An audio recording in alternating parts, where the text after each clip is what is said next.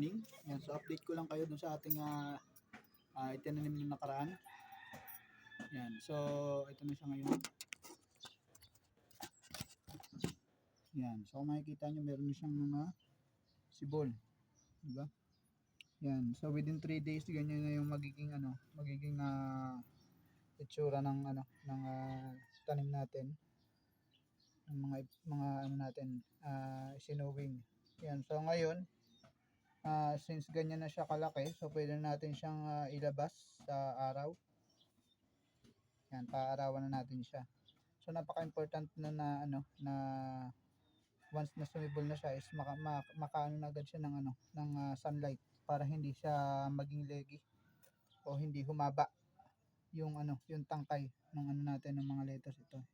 Yan. So pagka hindi agad siya nagkaroon ng hindi agad siya ng sunlight, na expose sa sunlight, so possibly mangyari is tumangkad yung tanim natin, and hindi pwedeng ganun yung maging kalalabasan ng tanim natin.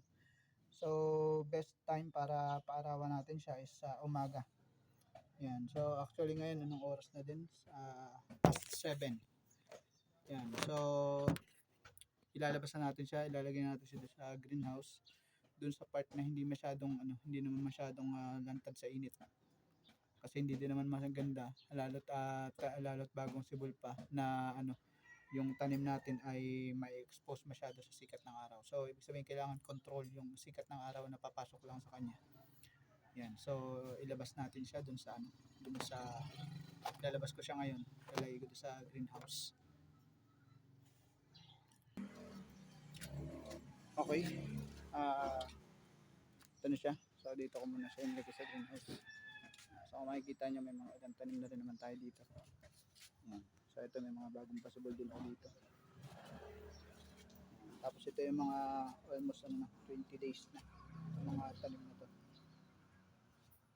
Yan. So ito naman harvest na, ready for harvest na.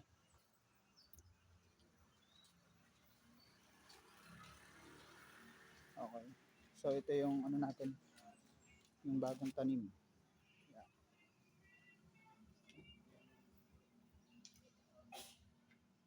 So doon sa ibang tanim natin, merong mga hindi pa nasibol. Yan, kagaya nito. Hindi pa rin siya masyadong nasibol. So awan ko lang kung tutuloy to kasi parang siya. Alanganin na.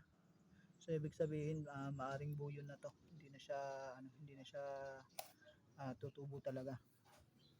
And yung iba ito, kung mapapansin niyo meron naman siyang kaunting so may pag-asa to. Yan.